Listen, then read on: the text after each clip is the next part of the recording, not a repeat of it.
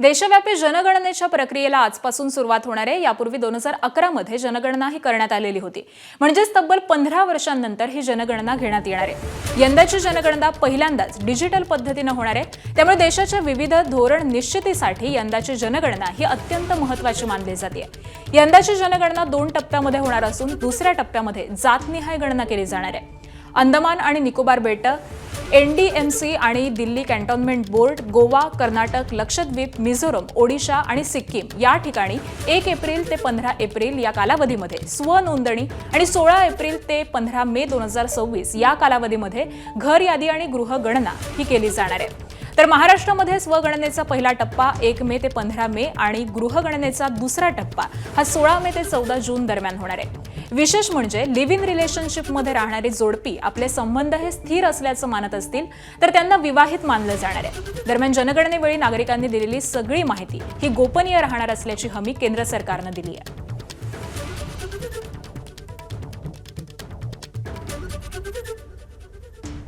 तर ही जनगणना नेमकी कशी असेल ते देखील आपण जाणून घेऊयात। तर पहिला टप्पा एप्रिल ते सप्टेंबर 2026 असा असेल।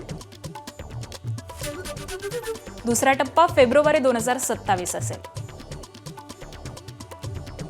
पहिल्या टप्प्यामध्ये घराशी संबंधित गणना ही केली जाईल। दुसऱ्या टप्प्यामध्ये जनसंख्या गणना केली जाईल। पहिल्यांदाच डिजिटल पद्धतीने ही जनगणना केली जाणार आहे। पहिल्यांदाच स्वगणनेचा पर्याय देखील असणार आहे।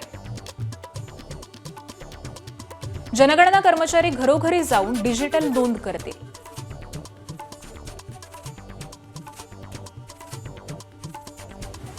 तर जनगणनेमध्ये आता नेमकं काय विचारलं जाईल हे देखील आपण जाणून घेऊयात। घरांची संख्या, घराची स्थिती, खोल्यांची संख्या,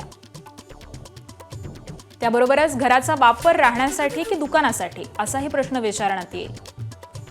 घर मालकीचं की भाड्याचं, त्यासोबतच घर मातीचं की कॉन्क्रीटचं याची देखील गणना केली जाईल। कुटुंबातल्या लोकांची संख्या किती,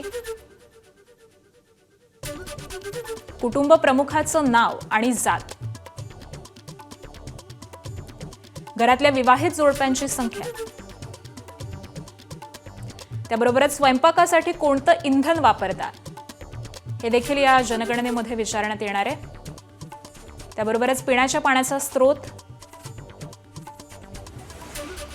वीज, शौचालय, बाथरूम, ड्रेनेजची माहिती देखील घेतली जाईल।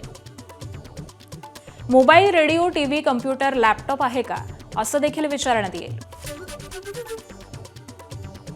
सायकल, स्कूटर, दुचाकी आणि कारबद्दलची माहिती देखील घेतली जाईल।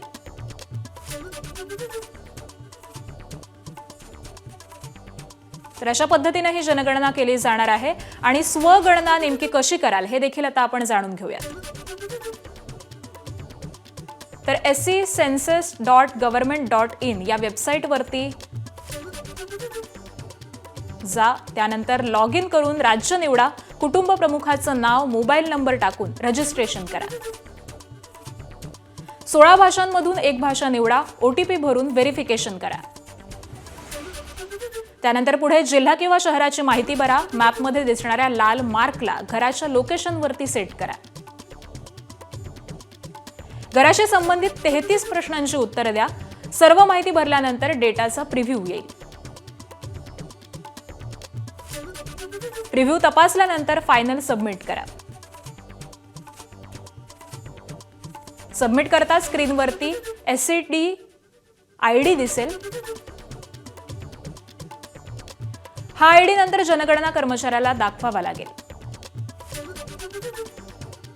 एका मोबाईल नंबरवरून एकच घर रजिस्टर होईल। कुटुंब प्रमुखांचं नाव नंतर बदलता येणार नाही।